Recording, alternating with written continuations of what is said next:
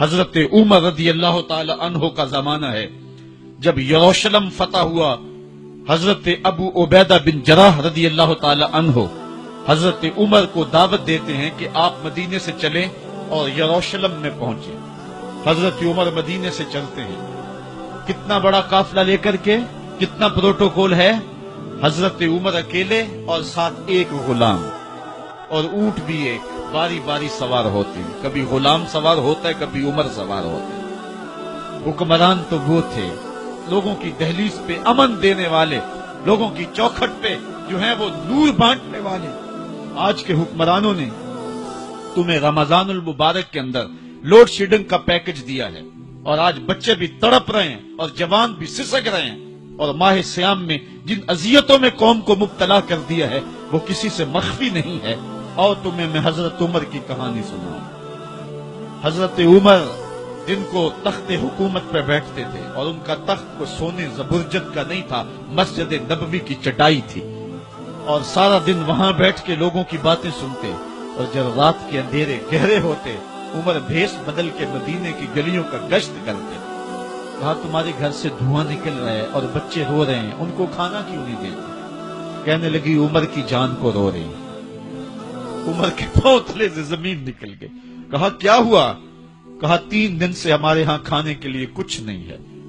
روزانہ بچے روتے ہیں اور میں ہنڈیا کے اندر پتھر ڈال کر کے نیچے سے آگ ڈالتی رہتی ہوں کہ بچے انتظار کر کر کے سو جائیں گے. کم وقت سو بھی نہیں رہے اور وہ پتھر پکیں گے بھی کیا، اور میں عمر کی جان کو رو رہی ہوں. حضرت عمر کا کلیجہ دہلنے لگا. فوراً پلٹے واپس بیت المال میں آئے، گھی کا ایک کنستر لیا، آٹے کی بوری لی، مرچ مسالہ جات بہت کچھ اٹھایا، اپنے کندھے پہ رکھا، بوری اپنی کمر پہ لا دی. عمر بیت المال سے نکلے تو آپ کے خادم اسلم نے دیکھ لیا، آگے بڑھا، کہا میرے آقا میں اٹھاتا ہوں. عمر کی آنکھوں میں آنسو ہے. کہا اسلم قیامت کے دن میرا بوجھ اٹھا لو گے؟ کہا قیامت کے دن تو اپنا اپنا بوجھ اٹھانا پڑے گا. کہا عمر کو آج اپنا ہی اٹھانے دو. حضرت عمر وہ گھی کا کنستر اور وہ آٹے کی بوری سر پہ اٹھائے ہیں اور اس خاتون کے گھر جاتے ہیں اور دستک دیتے ہیں. وہ جب دیکھتی ہے اس کی جان میں جان آ جاتی ہے. کہا جلدی جلدی آٹا گوندو، اور عمر سبزی کاٹنے لگ جاتے ہیں.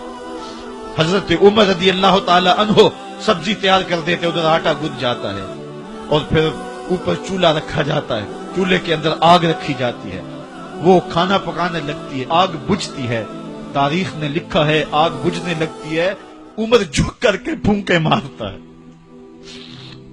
عمر جھک جھک کے پھونکے مارتا ہے. کھانا پک گیا اور بچوں کے سامنے کھانا رکھ دیا. بچے کھا رہے ہیں. اب بچے رو رو کے نڈال ہو چکے تھے. حضرت عمر اپنے ہاتھوں کو اور اپنے گھٹنوں کو اور اپنے پاؤں کو زمین پہ لگا کے، جس طرح بکری کا بچہ چلتا ہے، ویڑے کے اندر کبھی ادھر چلتے ہیں کبھی ادھر چلتے ہیں، تاکہ بچے مجھے دیکھ کے خوش ہوں اور دل میں کہتے عمر جتنا رلایا ہے اب اتنا ہنسانا بھی پڑے گا.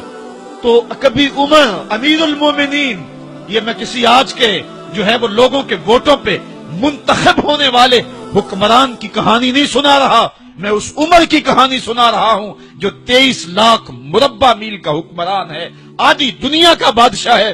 حضرت عمر جو ہے جس طرح بکری کا بچہ چلتا ہے اس طرح اپنے ہاتھ اور اپنے گھٹنے زمین پہ ٹیک کر کے جو ہے وہ اس طرح چلتے ہیں. بچے عمر کو دیکھ کے مسکراتے ہیں. جب بچے مسکرانے لگے تو حضرت عمر نے اس خاتون سے کہا بڑھیا عمر کو معاف کر دے. اس نے کہا تو اتنی ہمدردی کیوں کرتا ہے؟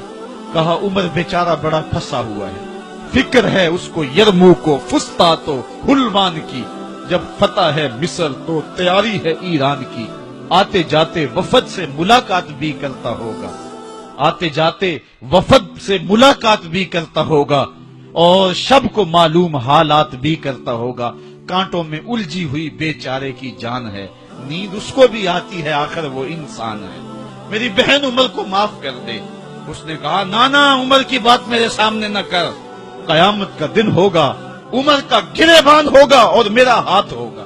جب اس نے یہ بات کہی تو عمر برداشت نہ کر سکے، بچوں کی طرح بلک بلک کے رونے لگے. کہا وہ بد نصیب عمر تیرے سامنے ہے، آج ہی کہنا جو کہنا ہے، قیامت کے دن مجھے معاف رکھنا. اس نے کہا تو عمر ہے؟ کہا بد نصیب عمر تیرے سامنے کھڑا ہوں۔ میرے عمر کہتے ہیں اگر دجلہ کے کنارے ایک بکری کا بچہ بھی پیاسا مر گیا اس کا حساب بھی عمر سے لیا جائے گا۔ اللہ اکبر۔ میں اس حضرت عمر کی کہانی سنانے لگا تھا۔ حضرت عمر نکلے یروشلم میں، ایک اونٹ ہے، ایک غلام ہے، کبھی وہ سوار ہوتا ہے، کبھی آپ باری مقرر کی ہے۔ جب قریب پہنچے یروشلم کے تو عمر کی باری نکیل پکڑنے کی اور غلام کی باری اوپر سوار ہونے کی آ گئی۔ غلام نے کہا آقا میں مرضی سے اپنی باری چھوڑتا ہوں، آپ آ جائیں، دشمنوں کے مفتوحہ علاقے میں آ رہے ہیں، تازہ تازہ علاقہ فتح ہوا ہے، اسلام کی شان و شوکت ظاہر ہو۔ عمر نے کہا اسلام کی شان و شوکت ایسے ظاہر نہیں ہوتی ہے، اپنی باری پہ تم بیٹھو گے، اپنی باری پہ میں بیٹھوں گا۔ لوگ منتظر کھڑے ہیں، دور سے جب دیکھا کہا اس کی ہیبت سے کانپتے تھے ہم، یہ تو کوئی حبشی لگتا ہے، رنگ کالا ہے، ہونٹ موٹے ہیں، اس سے تو زیادہ حسین اس کا غلام ہے جو آگے آگے چل رہا ہے۔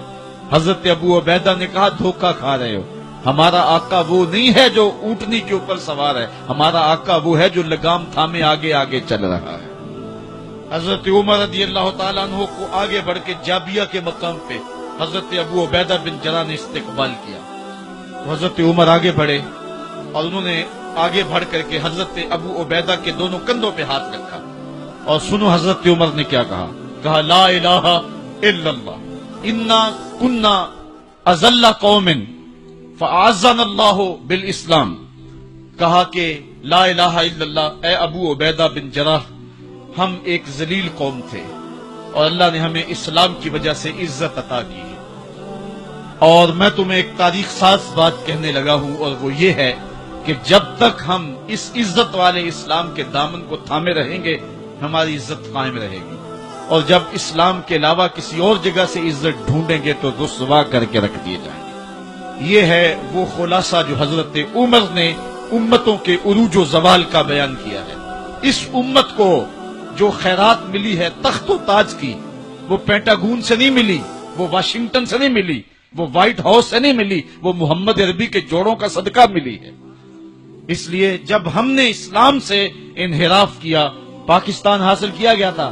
پاکستان کا مطلب کیا؟ لا الہ الا اللہ۔ ہم نے اس نعرے کو چھوڑ دیا ہوا ہے، ہم نے انحراف کر دیا ہے۔ آج ہماری نظریں مغرب کی طرف لگی ہے کہ تخت و تاج اس سے نصیب ہوتے ہیں اور دنیا کے اوپر ہم رسوا ہو کے رہ گئے۔ ہماری پستی، ہماری زبوحالی، ہماری ذلت کا سبب یہ ہے کہ جس جگہ سے ہمیں عزت ملی تھی ہم نے وہ مرکز ہی چھوڑ دیا ہے۔ اس مرکز حیات کو، اس مرکز زندگی کو، اس مرکز عزت کو ہم نے چھوڑ دیا ہے اور دنیا کے اوپر ہم رسوا ہو رہے ہیں۔ انہی حضرت عمر کی کہانی ہے۔ وادی تہامہ سے گزر رہے تھے کہ بچوں کی طرح بلک بلک کے رونے لگے۔ کہا عمر جوان آدمی ہو اور بچوں کی طرح بلک کے رو رہے ہو؟ کہا تم نہیں جانتے، مجھے بچپن کی کہانی یاد آ گئی۔ کہا کیا کہانی ہے؟ کہا یہی عرض تہامہ تھی، میرے باپ خطاب نے مجھے 5 اونٹ دیے تھے، کہا انہیں لائن میں کھڑا کرو سیدھا۔ میں آگے والا سیدھا کرتا تھا، پیچھے والا ٹیڑھا ہو جاتا، پیچھے والا سیدھا کرتا، آگے والا ٹیڑھا ہو جاتا۔ میرے باپ خطاب نے مجھے بڑا مارا۔ کہا ایک عرب کے بیٹے ہو کہ تم سے 5 اونٹ لائن میں کھڑے نہیں ہوتے؟ کہا ایک زمانہ عمر پہ وہ تھا کہ اس سے 5 اونٹ لائن میں کھڑے نہیں ہوتے تھے، اور آج شرق سے لے کر غرب تک 23 لاکھ مربع میل کی حکمرانی اور انسان بھی لائن میں کھڑے ہیں۔ یہ محمد عربی کے جوڑوں کا صدقہ نہیں ہے تو اور کیا ہے؟ عمر سے تو 5 اونٹ لائن میں کھڑے نہیں ہوتے تھے۔ تو یہ عزتیں، یہ تخت و تاج، یہ حکومتیں ہمیں حضور کی دہلیز سے ملی۔